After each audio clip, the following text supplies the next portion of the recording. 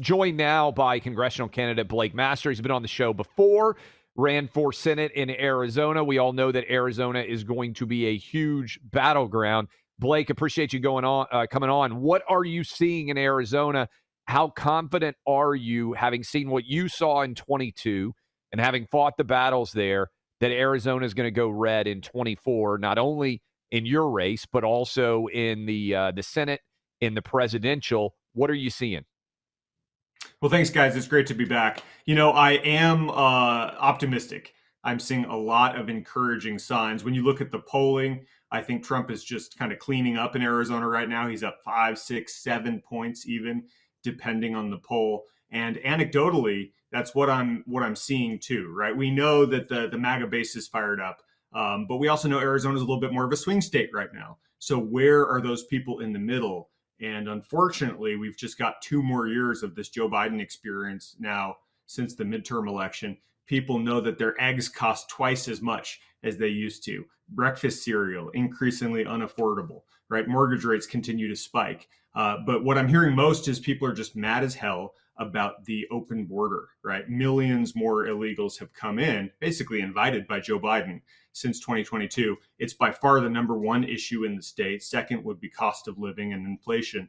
And no matter which way you slice it, Biden is failing. People really do want Trump back.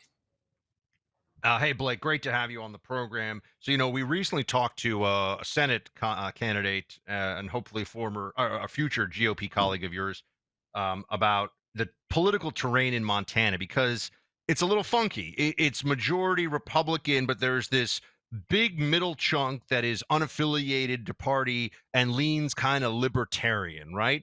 In Arizona, you mentioned this. What is that middle tranche that really determines the election? Is it traditional GOP John McCainiacs? I don't know what you call them, but people that are in that realm. Like, what is that additional layer in terms of Arizona's political makeup? I think it's much more just people in the middle, people who are not paying too much attention to politics. God bless them, man. They're working hard in the Biden economy. They're trying to make ends meet. They're raising their kids. They're not that political, except Joe Biden is making them political because everything, like I said, costs more. And you're seeing the not just the videos of illegals coming across at the border. We've all seen those videos, but now you're seeing it in your community, right? You're seeing Southern Arizona is just a different place than it was a few years ago. Even up in Glendale, right, in my district, you're seeing more and more homeless people. You're seeing more and more evidence of drug deals happening on the street. And this is Glendale, Arizona. Like, this is not supposed to be happening there. So I think it's people in the middle, people in the John McCain wing of the party. I think they're going to, maybe they have to hold their nose. They're going to vote Trump, right? I think Republicans are going to be united. It's all going to be, where are the people in the middle? And they are just so anti-Biden right now. I think that's why Trump is crushing it in the polls. Blake, how do you see the on-campus protests? I know there was a viral video of Arizona State frat guys. They're not Southern frat guys in the traditional sense, I guess Southwestern frat guys, cleaning up the pro-Hamas protester trash, literally, that was laid out all over the ASU quad. And it feels to me like Democrats are panicking because they know how badly these campus protests are playing. Do you pick up on that in Arizona? Did that Arizona State situation kind of resonate? Do you hear it from people as you go about the campaign? Yeah, actually, I went the day that the Arizona State protest was happening. I swung by campus in Tempe, and I was just talking to some people. We got some video. I think we'll put out a video on this soon. But I mean, if a protester was wearing a mask and they had a Palestinian flag, okay, you can't have a reasonable conversation with them. They're just deranged. But all these people who were kind of watching the protests, I got to interview. I got to ask, like, hey, what do you think about this? And basically they thought it was a joke. Like, I think people in the middle think that these campus protests are a joke because they are a joke.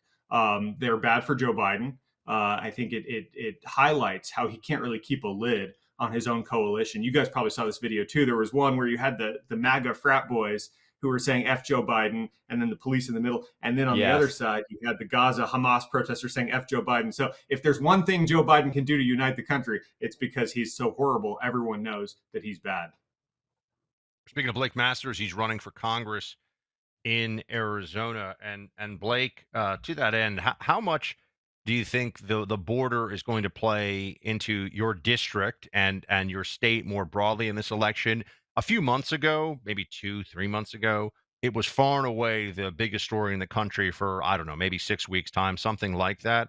Seems to have died down a bit in terms of media focus, but there has been polling, at least in the past few months, that suggests it's a top issue. What does it look like in Arizona? And do you think that could be a difference maker? Oh yeah, it is the most important issue. Certainly in my race, my district, District 8, is a very Republican district. It's one of these primary only situations because whoever wins the primary is going to win the general on the Republican side. Illegal immigration is far and away the most important issue, and second would be cost of living. Those might, if you look at the polling, that might reverse in the general election because you get so many of the swing voters. But call it number one, number two, number one, whatever. The two issues on every voter's mind here, whether it's the July primary or the November general election, it's stopping illegal immigration and stopping Joe Biden's inflation. And again, what's remarkable about both of those, I think both are just threatening this country, both are choking this country, illegal immigration and inflation. They're both caused by Joe Biden, right? 3 or 4 years ago, when we had President Trump, you had low illegal immigration and you had low inflation. So the contrast now between Trump, a successful president, and Biden, who's just failed at everything he's touched, could not be more clear. Blake, a lot of us who are outside of Arizona have seen the chaos of the Arizona elections in 2020, 2022. You saw it up close in person. It's not only chaotic, it's that it takes weeks, almost feels like a month to actually know what the final tally is going to be. As we know, 2024 is going to be close, and Arizona is a battleground state that could be close again. How confident are you, and how confident should we be that Arizona can get its results fairly quickly and reliably in this election? It's a tough question. I wish I could say I was more confident, but I'm not. It's why we have to work so hard. I'm not at all sure that we'll have a clean and well-run election. I mean, we didn't in 2022, right? And unfortunately, not Mm-hmm. that much has changed. What we have to do is overwhelm the system, right? I think, as President Trump says, you got to win by a cheat-proof margin. And so we need to be better than the Democrats at their own game. What the Dems did in 2022, right, is they actually hired activists to go pound on people's doors and basically gather their mail-in ballots. Now, we can't do that exactly. We can't take custody of those ballots. Ballot harvesting is illegal in Arizona, but we can. And I think the new RNC leadership is doing this, right? Turning Point is doing this. We can pay those activists to go and collect those early ballots, encourage those early ballots to come in, walk people to their mailboxes. If we had done that, then we would have swept in Arizona in 2022. It takes about $10 million. It's a big investment. You gotta corral 1,000 activists. But if we go do the ballot chase and if we go show up en masse for President Trump, I think we can put enough legal votes in where even if Maricopa County doesn't have it all together again, I think we'll still win. I really do. And we have to, because what's the alternative, right? Get demoralized about what happens in 2022. No, sometimes when you get knocked down, you got to learn from the experience, dust yourself off, get back in the arena. And this is our last chance, 2024. I think it's our last chance to save the country.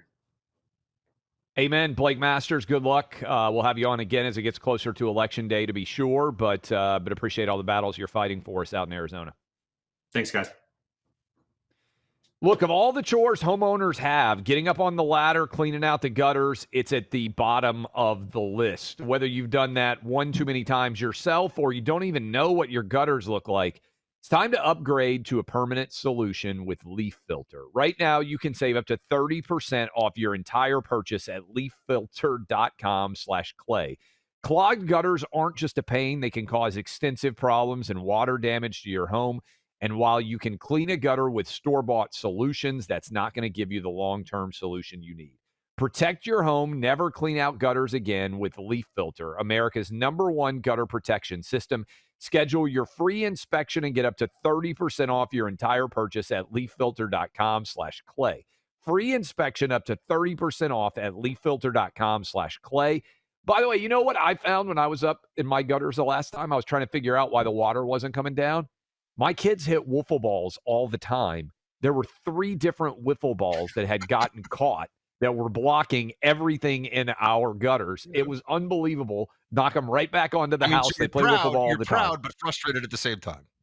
Yes, at the same time. These are foul balls. They weren't even home runs. There's no telling how many neighbors I've got our wiffle balls in now, too, as well. But check it out. leaffilter.com/clay is the website. You can see the representative for warranty details. Promotion 20% off plus 10% senior or military discount with one discount per household. That is leaffilter.com/clay.